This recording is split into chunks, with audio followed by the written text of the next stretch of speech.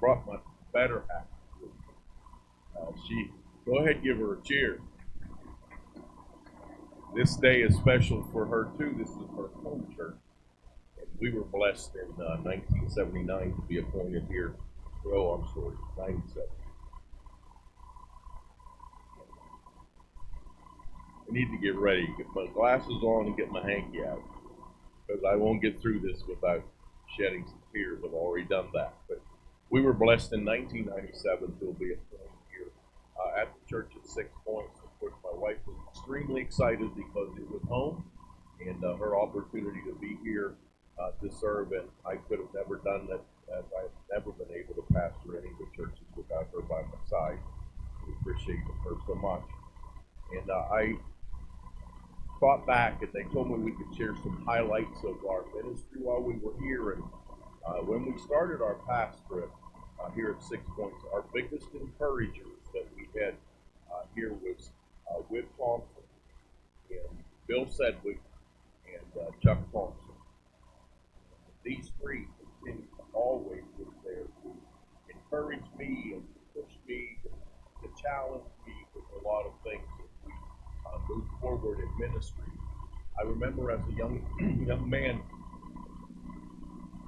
teenager growing up, and never knew that the Lord would call me in ministry.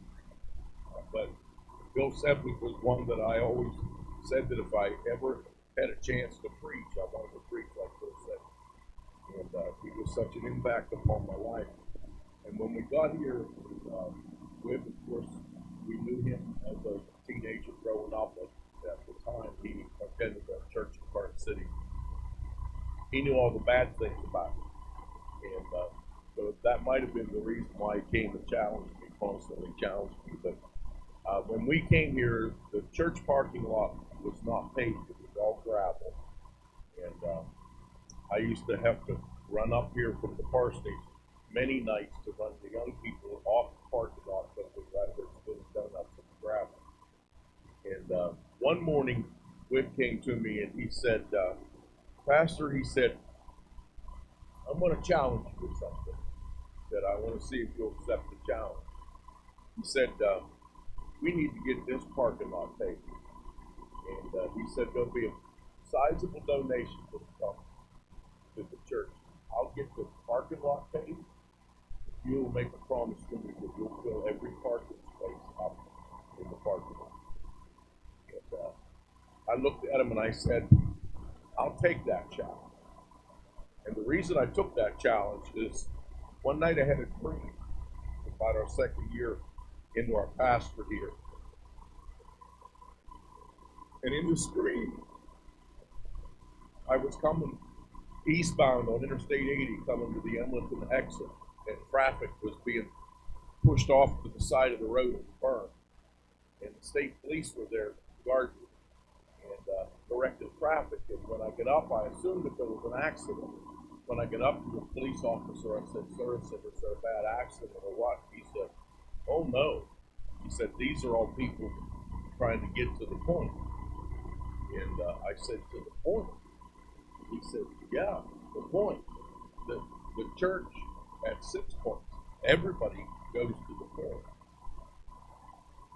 And when the Lord woke me from that dream, it was what I built our challenges on at this church.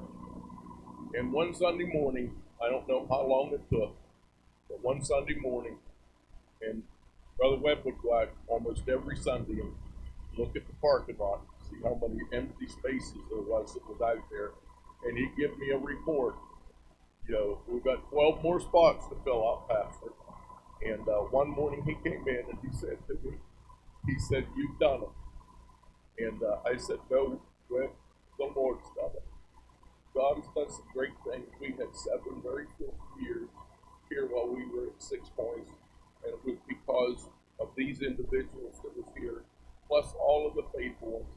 I shared with Sister Rice, so it's so good to see my oldest member here with us this morning. But there are many. Our younger generations, and I'm reaching that older one now, there's a lot that can be learned from those that have plotted out the path before us that we can follow after, and we're grateful. Some of the things, and Sister Karen's also shared concerning the school, and we were able to begin the community Christian daycare and preschool there in Emlenton, and we remember on a 9/11 we had a tremendous memorial service here in the parking lot and in the fields here, and all the local fire departments, emergency vehicles that were here, and everybody in the community participated in that. We also started and had a vision for a live nativity, and we used her uncle's barn, shed barn here in town, and advertised it tremendously. And it was an entire pageant with a live nativity. We had donkeys and sheep and people, and we even had shepherds coming down out of the field. But we had a tremendous pageant, and we had to have it over 3 nights, and we had around 500 people that attended over the 3 nights. It was outside, and it was freezing cold. We remember we had coffee and stuff. We thought that'd be enough.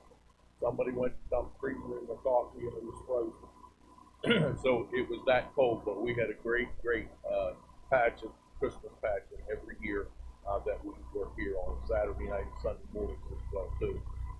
And also, next part. Got it all? I just want to say that this is my home. I love this church, and it's just so good to see all of you here. We enjoyed pastoring here, and we always enjoy coming back to home. God bless you all.